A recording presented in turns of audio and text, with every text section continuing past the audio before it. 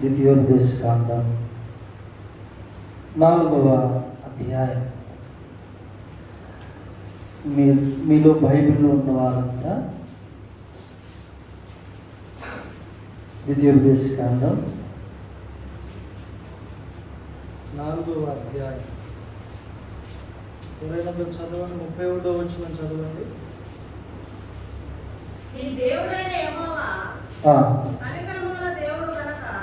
నీ దేవుడైన యెహోవా కనికరము గల దేవుడు కనుక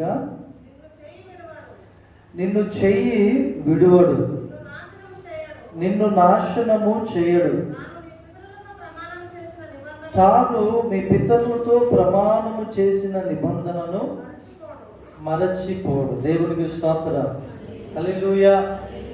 ఈ దినాన మన అంశం వచ్చేసి దేవుడు నీ చెయ్యి విడిచిపెట్టడు. చెప్పండి, దేవుడు చెయ్యి, అందరూ చెప్పండి, దేవుడు నా చెయ్యి విడిచిపెట్టడు. హల్లెలూయా. నీ దేవుడైన యెహోవా కనికరము గల దేవుడు. ఎవరండి మన దేవుడు? కనికరము గల దేవుడు. చాలా కనికరము గల దేవుడు. ఒకసారి బహుజన సమూహములు యేసు ప్రభు దగ్గరికి వచ్చారు. ఆయన సముద్ర తీరంలో గలిలే ప్రాంతం అలా ప్రయాణం చేస్తూ ఉన్నప్పుడు ఆ మార్గంలో అనేక మంది ప్రజలు యేసు ప్రభు దగ్గరికి వచ్చినప్పుడు ఆయన బోధిస్తూ ఆ ప్రజలను చూసి యేసు ప్రభు వారి మీద కనికర పడ్డాడంట. హల్లెలూయా. ఒక వ్యక్తి మీదకి గనక దేవుని కనికరము వస్తే, నా అనుభవంలో చెప్తున్నాను, ఒక వ్యక్తి మీదకి గనక దేవుని యొక్క కనికరము వస్తే ఆ వ్యక్తి జీవితమే మార్చబడింది. హల్లెలూయా, హల్లెలూయా. దేవుని కనికరం చాలా ఉన్నతమైందండి, చాలా బలమైంది. ఆమె చాలా బలమైంది. ఇంకేమన్నాడు ఇక్కడ చూడండి. దేవుడు ఆయన ఇక్కడ అన్నాడు, ఆయన కనికరము గల దేవుడు గనక నిన్ను చెయ్యి విడువడు. ఒకసారి గనక దేవుడు ఒక వ్యక్తి చెయ్యి పట్టుకుంటే తన జీవితంలో ఇంకెప్పుడు యేసు ప్రభు విడిచిపెట్టాడు. హల్లెలూయా. ఆయన విడిచిపెట్టడు, చెయ్యి విడువడు ఇంకెన్నడికి. ఒక్కసారి గనక నీ చెయ్యి ప్రభు పట్టుకుంటే, నీ చేతిని గనక దేవునికి ఇస్తే, ఆయన పట్టుకుంటే నీ జీవితము చాలా క్షేమముగాను ఆనందముగాను, నీ జీవితము సమాధానముగాను పరిశుద్ధముగాను కొనసాగుతూ ఉంటుంది. హల్లెలూయా. చూడండి, ఒక తండ్రి తన కుమార్తె లేదా కుమారుడు చెయ్యి పట్టుకొని నడుస్తూ ఉన్నప్పుడు పిల్లలకు ఎంతో భరోసా, ఎంతో ధైర్యం, ఎంతో క్షేమం. వాళ్ళు అటు ఇటు వెళ్దామని ప్రయత్నం చేస్తారు, కానీ చెయ్యి ఎవరి చేతిలో ఉంది? వాళ్ళ తండ్రి గారి చేతిలో ఉంది. కాబట్టి వారు ఇంకెన్ని ప్రయత్నాలు చేసినా వారి నాన్న క్షేమంగా గమ్యానికి చేరుస్తాడు. హల్లెలూయా. సో నీ చేయి కనుక దేవుడు పట్టుకుంటే, లేదా దేవుడు పట్టుకొనుటకు నీ చేతినిస్తే, ఆయన నిన్ను క్షేమ స్థితిలోనికి నడిపిస్తాడు. ఆమేన్. సో ఎన్నడూ నీ చేయి యేసు ప్రభు విడువడు. ఆయన అంటున్నాడు, యెహోవా కనికరము గల దేవుడు. హల్లెలూయా. చూడండి, నీకు ఒక వ్యక్తిని చూసినప్పుడు, ఆ వ్యక్తి మీద నీకు కనికరం పుట్టినప్పుడు వెంటనే నీకు అనిపించేది ఏంటి? మీకేమనిపిస్తుంది అమ్మా? ఏమనిపిస్తుంది చెప్పండి, పర్లేదు. ఏమనిపిస్తుంది అమ్మా? ఏదో ఒక సహాయము చేయాలనిపిస్తుంది. ఎప్పుడు? నీలో ఆ వ్యక్తి మీద కనికరం పుట్టినప్పుడు, జాలి పుట్టినప్పుడు, దయ పుట్టినప్పుడు, అతడు ఏ అవసరతలో ఉన్నాడు, ఆమె ఏ అవసరతలో ఉంది, నేను ఏ విధంగా సహాయపడగలను, నేను ఎంతవరకు సహాయం చేయగలను. ఒక వ్యక్తికి కనికరం పుట్టినప్పుడు ఆటోమేటిక్గా తన హృదయంలో నుంచి సహాయం చేయాలనే మనసు వస్తుంది. హల్లెలూయా. పోయిన నెల, అంతకుముందు నెల అనుకుంటుంది, దాదాపు 2 months అయింది. మచిలీపట్నంలో మీటింగ్కి వెళ్ళినప్పుడు అక్కడ తగిలింది జలుబు, ఇప్పటికీ వదలట్లే. అంటే వదలట్లేదంటే నేను పద్ధతి చేయట్లేదు, దానికి కావాల్సిన అన్ని లోపల పంపిస్తాను, దానికి ఎక్కువ అవుతుంది. ఆమె సరే, ఆయన కనికరం కలిగిన దేవుడు, ఆయన చెయ్యి విడిచిపెట్టడు ఆయన. సో దేవుని యొక్క కనికరం మన మీద ఎల్లప్పుడూ ఉండేటట్లు మనం చూసుకోవాలి. ఇది చాలా ప్రాముఖ్యం. అంటే దేవుని కనికరం మన మీద ఉండాలంటే మనం ఆయనకి ఏమైనా గొప్ప కార్యాలు చేసి చూపించాలా, లేకపోతే ఆయనకి ఏమైనా మనం కానుకలు ఇవ్వాలా, లేకపోతే మరి యేసు ప్రభువుని ఏమైనా మనం పొగడాలా, ఏం చేయాలా? దేవుని కనికరం మన మీద ఉండాలంటే దేవుని బిడ్డలారా, మనము ఆయనకు అందుబాటులో ఉంటే చాలు, ఆయనకు లోబడి ఉంటే చాలు. దేవుని కనికరం ఎల్లప్పుడూ మన మీద, మన కుటుంబం మీద ఉంటుంది. దేవుని స్తోత్రం. చూడండి, ముందుకు వెళ్దాము. ఈ చేయి విడిచిపెట్టడు అనే అంశం మీద కొన్ని మాటలు మనం ధ్యానం చేద్దాం. ఒకసారి దినవృత్తాంతములు మొదటి గ్రంథం 4వ అధ్యాయం.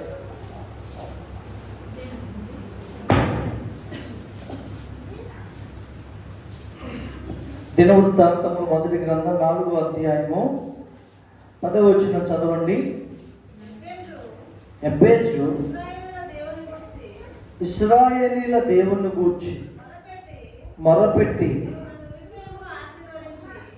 నీవు నిశ్చయముగా నన్ను ఆశీర్వదించి నా సరిహద్దును విశాలపరిచి నీ చెయ్యి నాకు తోడుగా ఉండ దయచేసి నాకు కీడు రాకుండా దానిలో నుండి నన్ను తప్పించుము అని ప్రార్థింపగా, దేవుడు అతడు మనవి చేసిన దానిని అతనికి ఎబ్బేజు ఇక్కడ ఒకటి కోడ్ చేస్తున్నాడు. దేవుణ్ణి ప్రార్థిస్తూ ఏమని చేస్తున్నాడంటే, నీ చెయ్యి నాకు తోడుగా ఉండ దయచేసి నాకు కీడు రాకుండా నన్ను తప్పించు అని ప్రార్థిస్తున్నాడు. కొన్నిసార్లు దేవుని వాక్యంలో కుడి చేతిని, దేవుని యొక్క కుడి చేతిని దేవుని యొక్క బాహువుగా మాట్లాడినాడు దేవుడు. యెషయా గ్రంథంలో, పాత నిబంధనలో యెహోవా బాహు, దేవుని బాహు. సో దేవుని యొక్క చెయ్యి లేదా దేవుని యొక్క హస్తము మనకు తోడుగా ఉంటే మనకు ప్రతి విషయంలో జయము కలుగుద్ది. హల్లెలూయా. ప్రతి విషయంలో జయము కలుగుద్ది. బైబిల్లో ఇలా ఉంటుంది, ఆయన దక్షిణ హస్తము అంటాడు. ఏ హస్తము? దక్షిణ హస్తం అంటే కుడి చెయ్యి, కుడి హస్తం మనకు ఎల్లప్పుడూ తోడుగా ఉంటుంది.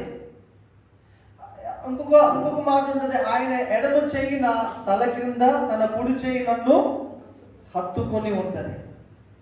మీరు అనుకోవచ్చు, అంటే దేవుడు ఇలాగ కూడా మనుషులతో సహవాసం చేస్తాడా? దేవుడు ఇలాగ కూడా నాలాంటి వ్యక్తితో మాట్లాడతాడా? నాలాంటి వ్యక్తితో ఇంత ప్రేమగా ఉంటాడా? అంటే అసలు దేవుడు ఈ లోకానికి వచ్చిందే నీ కొరకు. దేవుని స్తోత్రం. ఆయన ఈ లోకానికి వచ్చిందే మనతో స్నేహం చేయటానికి. ఆయన ఈ లోకానికి వచ్చిందే మనల్ని మన చెయ్యి పట్టి ఎలా నడవాలో నడిపించడానికి. దేవుని స్తోత్రం. హల్లెలూయా. నీవు అనుకున్నట్లుగా అమ్మో దేవుడు దహించు అగ్ని చాలా దూరంగా ఉంటాడేమో, కరెక్టే. ఆయన సమీపింపరాని తేజస్సు కలిగిన వాడు, కరెక్టే. కానీ మన స్థాయికి తగ్గి కూడా యేసు ప్రభు మన దగ్గరకు వస్తాడు. హల్లెలూయా. ఇప్పుడు సమరయ స్త్రీ ఉందండి, ఆమె చాలా భయంకరమైన పాపి. మీరు చూడండి, యేసు ప్రభు ఆమె దగ్గరికి వెళ్ళాడా? వెళ్ళలేదా? వెళ్ళాడు కదా, వెళ్ళాడు. చూడండి, దేవుడు ఎంత తనను తాను తగ్గించుకుంటాడంటే, ఒకరోజు త్రోవ పక్కన ఒక భిక్షగాడు, గుడ్డి భిక్షకుడు ఎరుకో ప్రాంతంలో రోడ్డు పక్కన కూర్చొని ఉంటే, యేసు ప్రభు మార్గంలో వెళ్తుంటే ఆ గుడ్డి భిక్షకుడు పిలిచినప్పుడు, అడుక్కునేవాడు బెగ్గరు పిలిచినప్పుడు యేసు ప్రభు ఆగి సమాధానం ఇచ్చాడా లేదా? ఆయన్ని బాగు చేశాడా లేదా? అంటే దేవుడు ఎంత కనికరము కలిగిన వాడంటే, ఎటువంటి వ్యక్తి ఎటువంటి పరిస్థితిలో ఎటువంటి స్థితిగతిలో ఉన్న వ్యక్తి పిలిచినా ఆయన ఆగి వారితో మాట్లాడతాడు. హల్లెలూయా. సో మన దేవుడు మాట్లాడే దేవుడు. నాతో చాలాసార్లు దేవుడు మాట్లాడాడు. హల్లెలూయా. ఒకసారి ఒక 3-4 సార్లు సుమారుగా నా దగ్గర కూర్చుని నా పక్కన కూర్చొని నాతో మాట్లాడినాడు. అనేక సార్లు స్వరం ద్వారా దేవుడు మాట్లాడినాడు. కొన్ని వందల సార్లు దేవుని వాక్యము ద్వారా దేవుడు నాతో మాట్లాడినాడు. హల్లెలూయా. ఆయన మనతో సహవాసం చేస్తాడు, మన చెయ్యి పట్టి నడుస్తాడు. ఎబ్బేసు పరిస్థితి ఆ దినాల్లో ఏంటంటే, తను కన్న తర్వాత తన తల్లే అతనికి వేదన, ఇతడు దుఃఖపుత్రుడని పేరు పెట్టింది, తృణీకరించింది. తన సహోదరులు కూడా మన తల్లికి దుఃఖం కలిగజేసిన వాడని చెప్పేసి ఏం చేశాడంటే, ఆయన్ని చిన్న చూపు చూశారు కుటుంబంలో.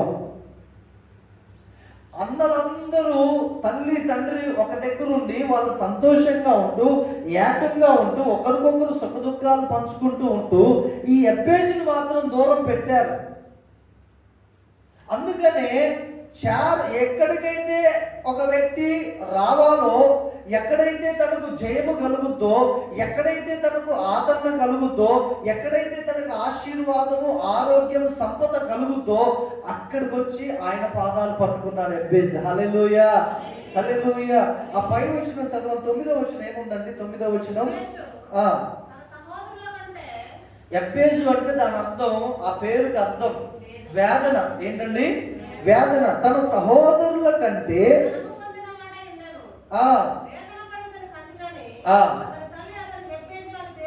చూసారండి, వేదన పడి అతన్ని కంటిన తన తల్లి అతనికి పేరు పెట్టాను. 10వ ఎబ్బేజు ఇశ్రాయేలీయుల దేవుని గూర్చి మొరపెట్టి ఆశీర్వదించి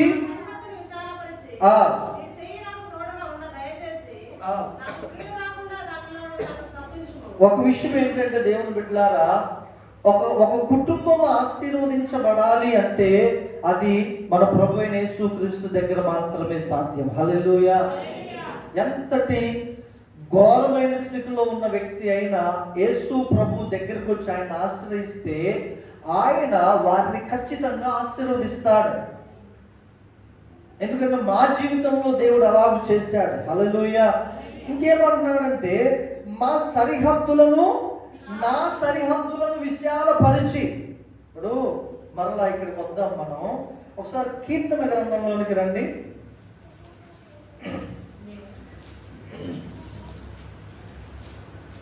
4వ అధ్యాయము చదవండి. 4వ కీర్తన మొదటి నుంచి. నా నీతికి ఆధారమగు దేవా, నేను మొర్రపెట్టినప్పుడు నాకు ఉత్తరం ఇమ్ము. ఇరుకులో నాకు విశాలత కలగజేసిన వాడవు నీవే. ఇరుకులో ఏం కలగజేస్తాడంట దేవుడు? విశాలత. కొన్నిసార్లు నీవు చాలా వేదనకు గురై, రోగానికి గురై, ఏమండి మానసిక ఒత్తిడులకి గురైనప్పుడు, ఒక ఇరుకు, ఊపిరి ఆడనంత పరిస్థితి, నీ మనసు సరిగా పని చేయలేనంత పరిస్థితిలో కొట్టుమిట్లాడుతున్నప్పుడు నీవు కనుక ప్రభువుని ప్రార్థిస్తే, ఆ ఇరుకు సమయంలో, ఆ కష్ట సమయంలో ఏ సహాయము లేదు అనుకొని దేవుని దగ్గరికి వచ్చి ప్రార్థిస్తున్న ఆ సమయంలో దేవుడు ఆ ఇరుకుని విశాలత కలుగజేస్తాడంట. హల్లెలూయా. ఇరుకులో విశాలత కలుగజేస్తాడు, విశాలత కలుగజేస్తాడు. ఇప్పుడు రండి చూడండి. నా సరిహద్దులను విశాలపరిచి నీ చెయ్యి నాకు తోడుగా ఉండ దయచేసి. ఇంకేమంటున్నాడు? నాకు కీడు రాకుండా దానిలో నుండి నన్ను తప్పించుము అని ప్రార్థించగా, దేవుడు తప్పిస్తాడా? కీడు రాకుండా 100% దేవుడు తప్పిస్తాడు. 100% దేవుడు కీడు రాకుండా తప్పిస్తాడు. ఒకవేళ దుష్టుడు, సాతానుడు, అపవాది, శత్రువు నీకు కీడు చేయాలని వాడు గురి పెట్టి ఉంటే దేవుడు ఏం చేస్తాడంటే ఆ కీడు రాకుండా నిన్ను తప్పిస్తాడు. హల్లెలూయా. ఒకరోజు సిరియా రాజు తన సైన్యాన్ని ఇశ్రాయేలు దేశంలో షోమ్రోన్ పట్టణం యొక్క హద్దుల్లోనికి తన సైన్యాన్ని పంపిస్తాడు.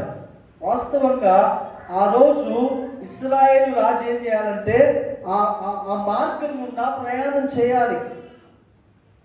ఆ మార్గం గుండా ప్రయాణం చేసే ఆ విషయాన్ని తెలుసుకున్నటువంటి సిరియా సైన్యం వెళ్ళి అక్కడ కాపు కాసి ఉంటే ఎలీషా అని ఒక దైవజనుడు ఉంటాడు. ఆయన చెప్తాడు, అయ్యా ఆయన అంటాడు రాజుతో, నీవు ఈరోజు ఫలాని పట్టణం వైపు ప్రయాణం చేస్తున్నావు కదా, దేవుడు చెప్తున్నాడు ఆ పట్టణం వైపు ప్రయాణం చేయకు, ఈరోజు ఇటువైపు ప్రయాణం చేయి అన్నాడు. అలాగే చేశాడు. రెండోసారి అలాగే అయింది, మూడోసారి అలాగే అయింది. ఈ సిరియా రాజుకి అర్థం కాక మనము వేసుకునే ప్లాన్స్, మనము వేసుకొనినటువంటి ప్రణాళికలు ఎవరు ఇశ్రాయేలు రాజుకు తెలియజెప్పేది అని తన దగ్గర ఉన్న వారితో అనగా ఆయన అంటున్నాడు, ఏమని అంటున్నాడంటే, ఇశ్రాయేలు రాజుకి ఎవరు చెప్పట్లేదు నాయన, దేవుడు అందులో ఆ దేశంలో ఒక ప్రవక్త ఉన్నాడు, ఆ ప్రవక్త ఏదైతే జరుగుద్దో దాని ముందుగానే తెలియజేస్తాడు. హల్లెలూయా. పొంచి ఉన్న ప్రమాదం నుండి దేవుడు మనల్ని తప్పిస్తాడు. కీడు రాకుండా దేవుడు మనల్ని ఏం చేస్తాడు?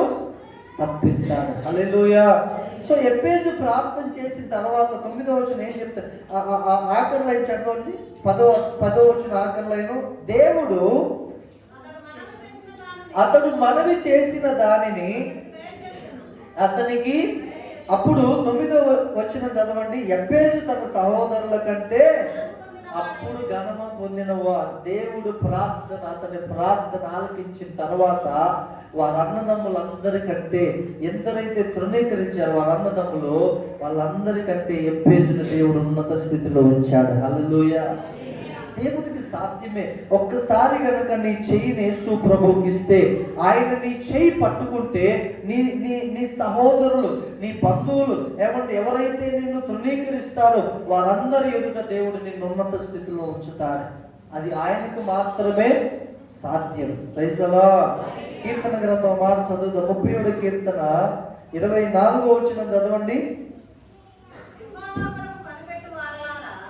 యెహోవా కొరకు కనిపెట్టుకొను వారలారా,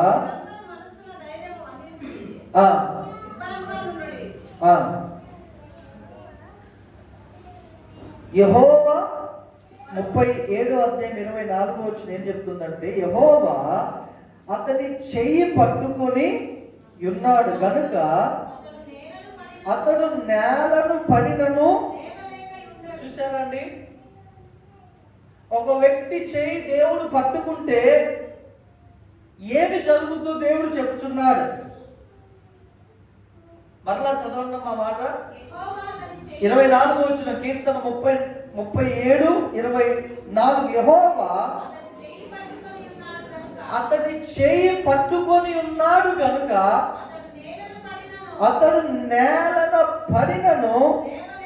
ఉదాహరణకి ఇప్పుడు నీవు ప్రభువుని అంగీకరించావు, దేవుడిని చేయి పట్టుకున్నాడు, నీవు నేలను పడ్డావు. నేలను పడ్డావు అంటే నువ్వేదో ఒక పాపంలో పడ్డావు, లేకపోతే ఏదో ఒక అతిక్రమంలో పడి నువ్వు కింద పడిపోయావు. కానీ దేవుడు చేయి పట్టుకున్న వ్యక్తి కింద పడినా కానీ ఏంటంట, లేవలేక ఉంటాడు. హల్లెలూయా, హల్లెలూయా. దావీదు పాపం చేశాడు, కానీ దావీదులో ఉన్నటువంటి పశ్చాత్తాప హృదయాన్ని బట్టి దేవుడు ఏం చేశాడు, మరలా అతన్ని పడిపోయిన దావీదు గుడారాన్ని మరలా కట్టాడండి దేవుడు. హల్లెలూయా, హల్లెలూయా. మరి గమనించండి, ఒక్కసారి కనుక దేవుడు మన చేయి పట్టుకుంటే ఆయన ఎన్నడూ విడిచిపెట్టడు, ఎన్నడూ విడిచిపెట్టడు. ఒకవేళ కనుక నీవే బలవంతంగా దేవునికి దూరంగా వెళ్తే ఆయన ఏం చేయలేదు. ఆ విషయాలు కూడా చెప్పి నేను ముందుకెళ్తాను. 144వ కీర్తన 7వ వచనం చదవండి.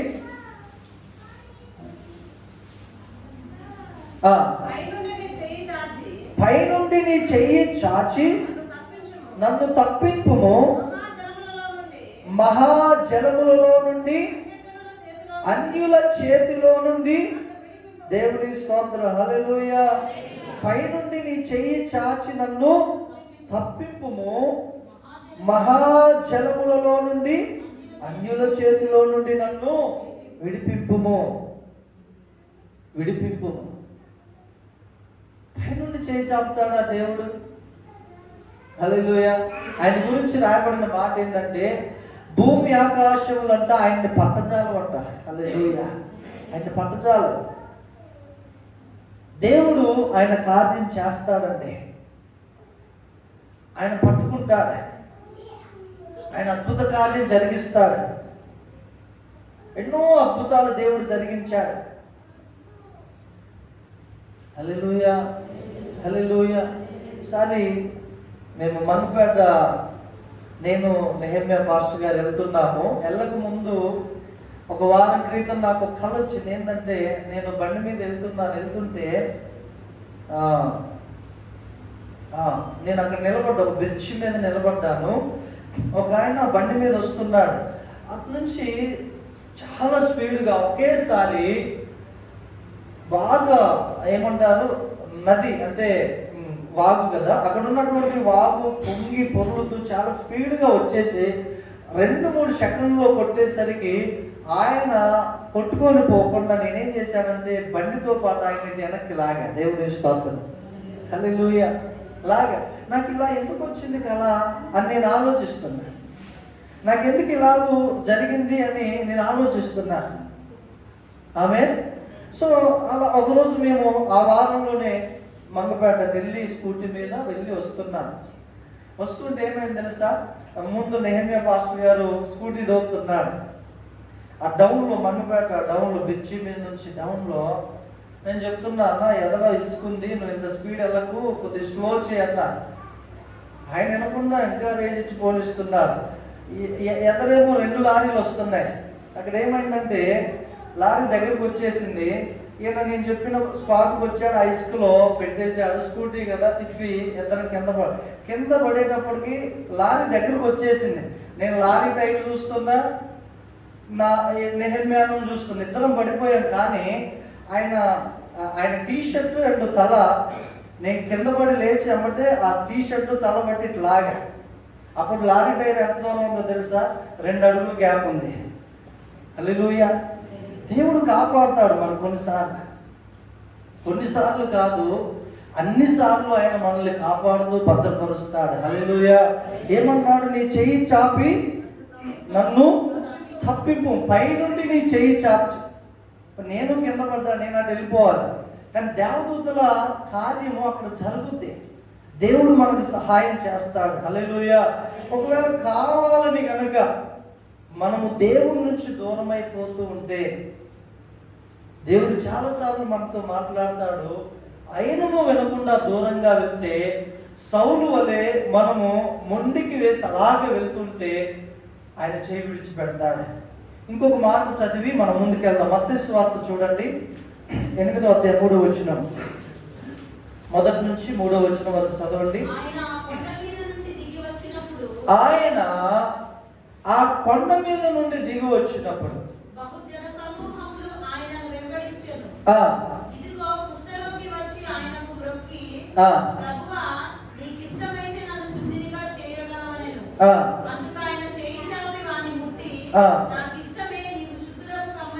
దేవుని స్తోత్రం, హల్లెలూయా. తక్షణమే వాని కుష్ఠరోగము శుద్ధి. చూడండి, కుష్ఠరోగులు ఎవరైనా ముట్టుకోవడానికి ఇష్టపడతారండి అసలు, అసలు. కానీ ప్రభు ప్రేమ మనకేం నేర్పిస్తుందంటే, అందుకనే మదర్ తెరిస్సా గారు, ఏమండి మదర్ తెరిస్సానే కదా, చాలా మంది రోగులకి సేవ చేశారు. తాను ఎవరిని ఆదర్శంగా తీసుకుందయ్యా అంటే యేసు ప్రభునే. ఎవరిని చెప్పండి? యేసు ప్రభునే అంటున్నాడు. చూడండి, ప్రభువా నీకు ఇష్టమైతే నన్ను శుద్ధినిగా, అందుకు ఆయన చెయ్యి చాపి వారిని ముట్టి, నాకు ఇష్టమే. హల్లెలూయా. ఈ ఉదయకాల సమయంలో దేవుని సంగమా, యేసు ప్రభువుకు నువ్వంటే ఇష్టమే. నీ పరిస్థితుల్లో, నీ పాపపు జీవితంలో, నీ రోగపు జీవితంలో అందరూ ఒకవేళ నిన్ను అసహించుకున్నా, దేవుడు నీ దగ్గరికి రావటానికి, నిన్ను ముట్టుకోవటానికి, నీ చేయి పట్టుకోవటానికి ఆయనకి ఇష్టమే. హల్లెలూయా. ఆయన ఎంత ప్రేమ కలిగిన దేవుడు అంటే, లోకమంతా ఒక వ్యక్తిని విసర్జించిన ఆ వ్యక్తి నిజముగా యేసు ప్రభు వైపు చూస్తే ఆయన ఆమెను లేదా అతన్ని హత్తుకుంటాడు. హల్లెలూయా. తన కౌగిట్లో పెంచుకుంటాడు. ఆయన చెయ్యి చాపి ముట్టి నాకు ఇష్టమే అంటున్నాడండి కుష్ఠరోగితో. నాకు ఇష్టమేనయ్యా. ఎందుకు ఆ కుష్ఠరోగి నీకు ఇష్టమైతే నన్ను ముట్టు అన్నాడంటే, వాళ్ళ బంధువులు, కుటుంబీకులు, ఏమంటే ఊరోళ్ళతో సహా ఆయన్ని వెలివేశారు. కుష్ఠరోగిని అందరూ వెలివేశారు.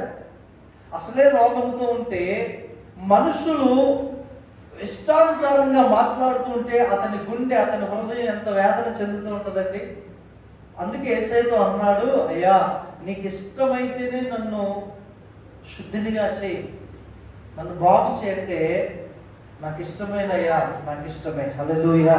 ఈ మధ్యాహ్న కాల సమయంలో యేసు ప్రభు నీతో చెప్తున్నాడు, నువ్వంటే యేసు ప్రభుకి ఇష్టం. హల్లెలూయా. నీవంటే ప్రభుకి ఇష్టం, నేనంటే ప్రభుకి ఇష్టం, మనమంటే యేసయ్యకి ఇష్టం. ఎంత ఇష్టము అంటే ఆయన పరలోకాన్ని విడిచి మనతో సహవాసం చేయడానికి, మహిమను విడిచి మన దగ్గరకు వచ్చి మనతో సహవాసం చేసే అంత ఇష్టం యేసు ప్రభుకి. అంత మాత్రమే కాదు, మనందరి కోసం ఆయన ప్రాణం పెట్టే అంత ఇష్టం మనం అంటే. హల్లెలూయా. నీ కోసం ఎవరైనా ప్రాణం పెడతారా అండి? అవసరమైతే ప్రాణం తీస్తారు. కానీ యేసు ప్రభు మన కోసం ఆయన ఇష్టపడి ప్రాణం పెట్టాడు. దేవునికి స్తోత్రం. ఆఖరిగా ఓ మాట చదివి మనం ముగించుకుందాం. మత్తయి సువార్తలో 27వ అధ్యాయము 4వ వచనం చదువుతారండి. 27వ అధ్యాయం. నేను నిరపరాధ రక్తమును 27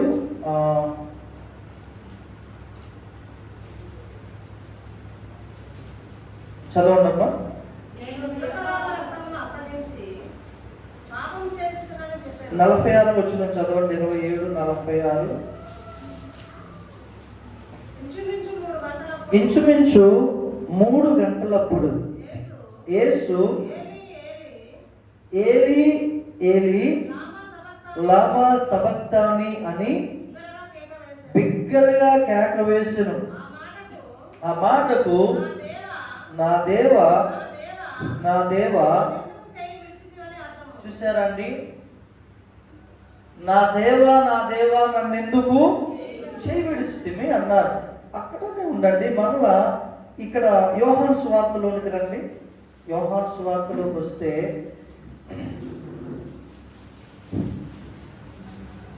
యేసు ప్రభు ఒక మాట అంటాడు. ఏమని అంటాడంటే, ఆడ శిష్యులతోటి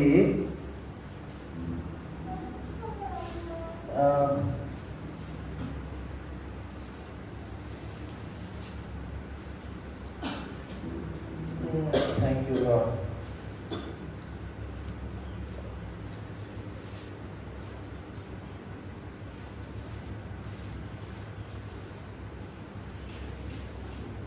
అది 7వ అధ్యాయంలో కొడుతున్న మాట.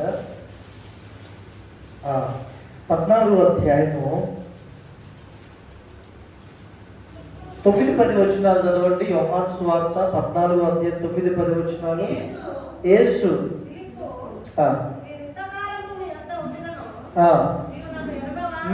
నీవు నన్ను ఎరగవా? నన్ను చూచిన వాడు తండ్రిని చూచి ఉన్నాడు గనుక తండ్రిని మాకు కనుపరుచుమని.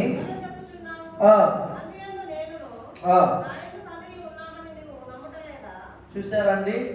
తండ్రి యందు నేనును, నా యందు అంటే వీరు ఒకరిని ఒకరు ఎడబాపకుండా కలిసి ఉన్నారు, ఏకమై ఉన్నారు, ఒకరిలో ఒకరు ఉన్నారు. హల్లెలూయా, హల్లెలూయా.